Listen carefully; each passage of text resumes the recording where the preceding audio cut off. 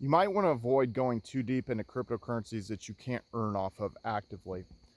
And what do I mean by that? Can you earn off of Bitcoin, Ethereum, Litecoin, Dogecoin? Yes. You can post them on money markets, so you can lend them out and earn a return off of that.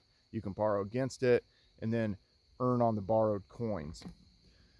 So that's one. And a lot of the stuff that's going to be in the top 20, top 30, you can do that on because it's been tokenized on these other chains like the Binance Smart Chain. Even if it didn't initially have that capability, like Doge wouldn't have necessarily had that capability to begin with, but it's tokenized on the Binance Smart Chain. You can stake it on Venus, earn a return by lending it, and then you can turn and borrow stable coins against it and earn a healthy return on the borrowed stable coins. And then use that to stack more Doge, stack more Bitcoin, whatever. So you got a position, but you can actively do something with it. Other ones that you could actively, obviously Ethereum, if you have enough Ethereum, then you can stake on the Ethereum network and earn rewards. So going on down the list, what would be some that it's going to be harder to actively earn on? And Digibyte would be one of those that I admittedly is one that I'm looking at as more of as a macro technical play, that the pattern has repeated itself twice, and the tokenomics, as far as the majority of the tokens are already, the majority of the tokens are already out there and are available. So there's not a lot more to be mined out per se. So there's not going to be like this inflation bomb kind of coming kind of thing. It's further in its kind of like distribution curve. And but it's going to be hard to lever against it, and it's going to be hard to earn a return. Now you can mine for it and stuff like that, but again, it's going to be tough to be profitable with that. And at the end of the day, it's going to be, it's going to be tougher to earn. You're more going to be just kind of sitting on the Digibyte. So I would say with Digibyte, it'd be something like, well, if you had the Bitcoin or the Ethereum or the Litecoin or the Doge coins, and then you borrowed stable coins against that, then maybe that's partially where some of your Digibyte bag comes from, that you're looking to earn this capital appreciation on it in the future. If you think that it's skidding along the bottom, that we're long-tailed out on some of this stuff. And with all these strategies, these advanced strategies, there is risk. You have contract risk, you have the risk that there's this huge capitulation move, you have the risk that something goes wrong with the price oracles like Chainlink or something, and it doesn't kind of tabulate that properly, and then you get somehow liquidated. I've always kind of in the back of my mind sort of worried about that a little bit, that there could be some sort of bug, and then it thinks that the price is actually lower than it really is out on the market. So there's all these additional risks potentially, and you pick your risk level. Obviously you can go super risky, you can go super degen on some of this stuff, and some of it you can stay more conservative. But like I said in one of my previous videos, you got to get more competitive if you're going to be in that upper 5 percentile. You're up against these other players in the crypto market. It's almost like you got to get in before the big rush, and then you got to dump before the big rush dumps, kind of thing. Again, you got to play these cycles right. You got to ride the wave right, or you're going to get eaten up. You're going to get swallowed. So that being said, we're just trying to give you ideas here to be more efficient and to sort of pick your risk appropriately. Because I think that if you're sitting on a lot of coins that aren't earning you something at this point, I just don't think that that's a good strategy personally. It's going to be hard to make it through the rest of this bear market, and it's going to be hard to make it to a point where you've got a good sales, and you're missing out on a lot of returns. Now, what could you do on some of these other chains? Now, you could try to take over them to a point, let's say something like EOS or Telos. I'm just going to go into that. You could buy enough coins that you could vote yourself in as a block producer. Now, it's going to be very, very tough on EOS because it's worth so much. Telos would be a little bit easier, that you could gain enough.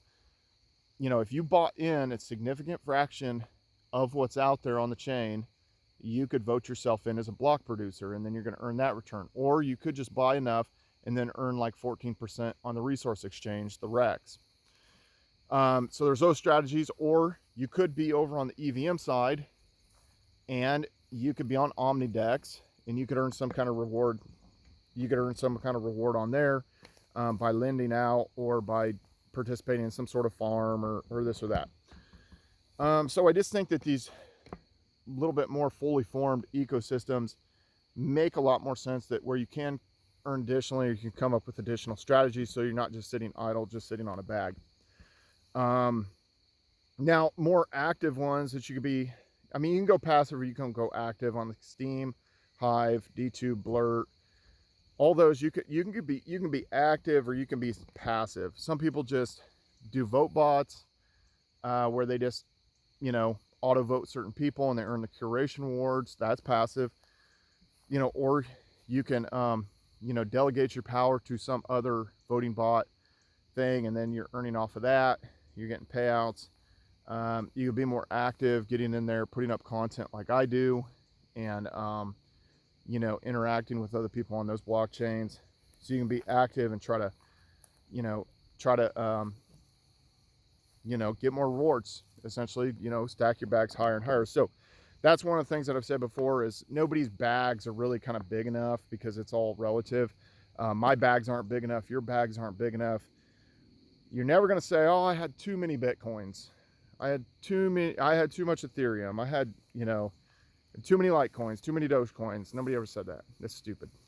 So that being said, I don't think you should go, and I'm just reiterating, I don't think you should go super deep on something that you can't earn on, and that you're not stacking more of as we go through this. Now we could be in for a lot of pain again, another 6 months, a year and a half, 2 years. It could be like very, very painful. And you know, it's painful for everybody in the ecosystem. It's painful for the traders, because there's these boring periods where there's not as much volatility, and you feel like you're waiting around. You don't want to force trades. So if you're trading, you don't want to force a trade. If you're a miner, it's, you know, you've got a wasting asset, whether that's with the GPUs or that's with the ASICs. You know, if you bought in to stake something, the price can always go to half of what you bought it for. So then you're sitting on this thing that's not worth as much as, you know, what you paid for it.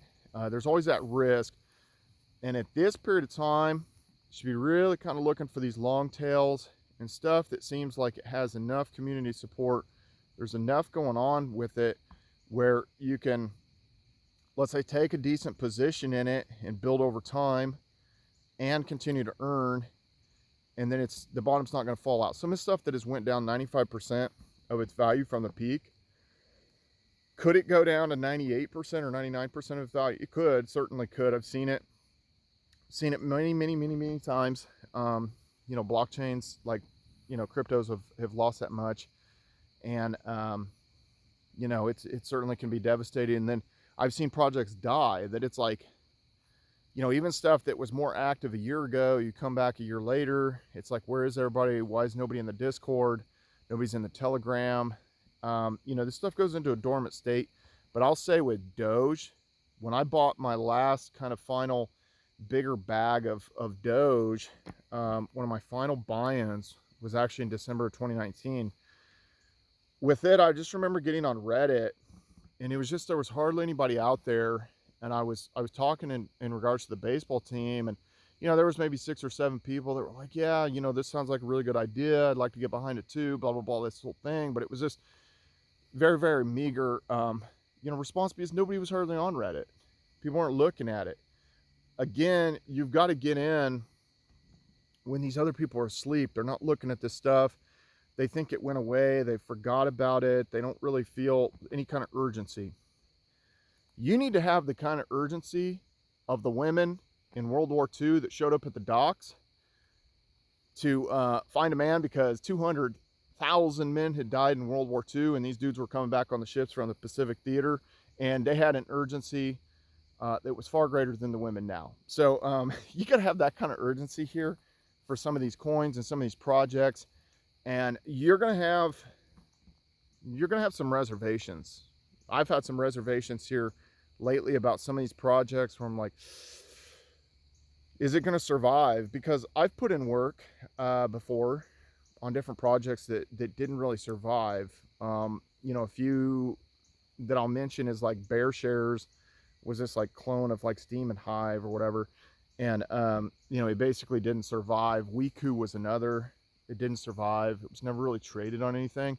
So it's kind of like one of those things. We jumped in, we sort of spent some of our time. A lot of it was copy and paste over to this other platform, same type of thing. And then, you know, it just didn't get enough momentum, didn't get any support, didn't really get listed. And at the end of the day, it just ended up being a waste of time. So you don't want to waste your time. You don't want to waste your energy. You don't waste your money, obviously. You know, because the money is just stored time, essentially.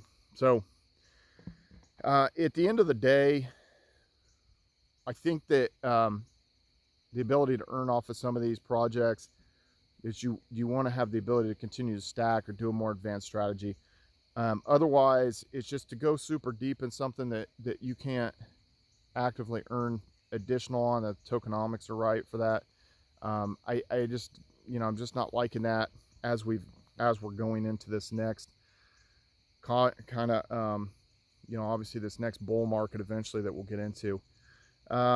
Anyway, guys, that being said, are there any plays that you still think are out there that you actually see a lot of value in that you really can't earn off of? You know, I mentioned Nano, I mentioned Digibyte, and correct me if I'm wrong. Maybe you can lever against Digibyte. It does have the ability for smart contracts. Maybe there was something somebody did put out there. It's a little bit of the DeFi or something that maybe you can do some of this stuff. Maybe I'm wrong. So educate me if you guys know. That being said, please subscribe to this YouTube channel. Follow me on all social media at Brian Phobos, YouTube, Instagram, Steam, Twitter, Hive, DTube, Blurt, everywhere. See ya.